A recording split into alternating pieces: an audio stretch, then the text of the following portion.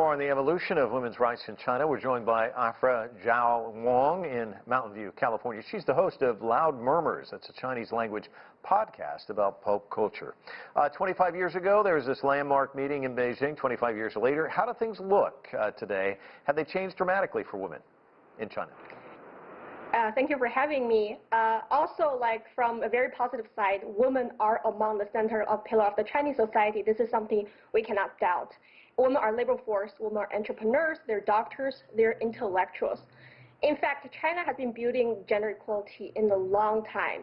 Women hold half of the sky. This is some quote from my grandma's age, you know. China is no stranger to women in powerful positions, especially there's an amazing number where, you know, there are 49 Chinese women who are running the top companies and among the list of world's self-made billionaires. So China is definitely having a lot of space for women to flourish, to develop, and become successful.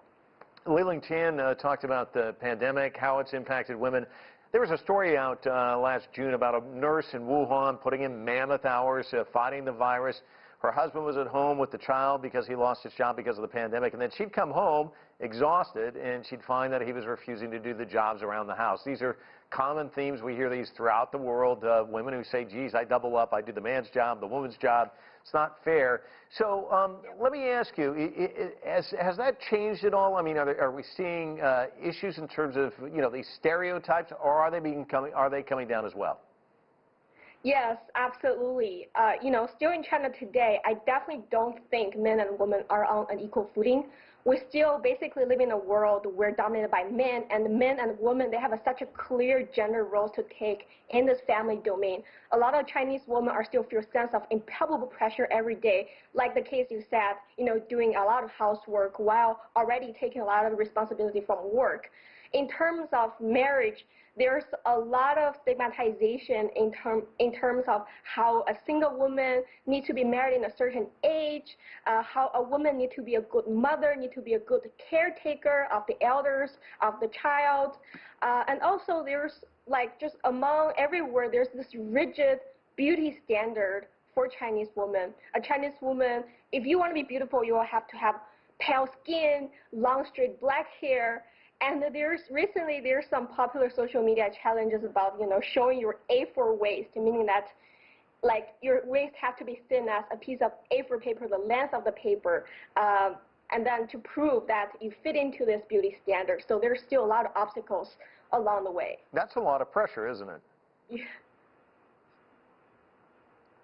I was just saying, that's a lot of pressure for women to have to deal with. The A4 paper.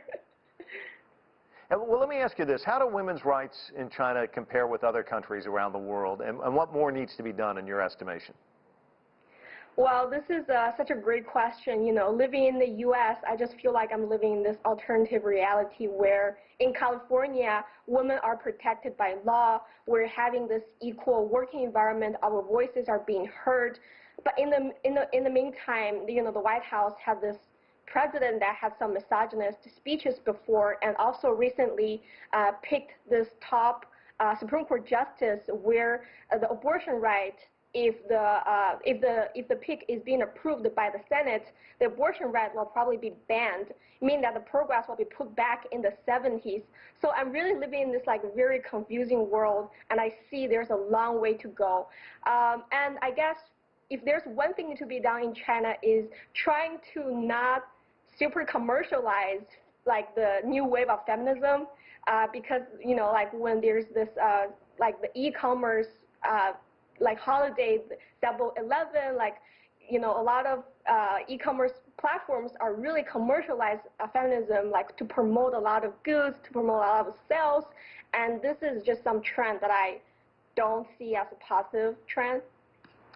Afra Zhao Wang joining us from California. Thanks so much for your observation. Well,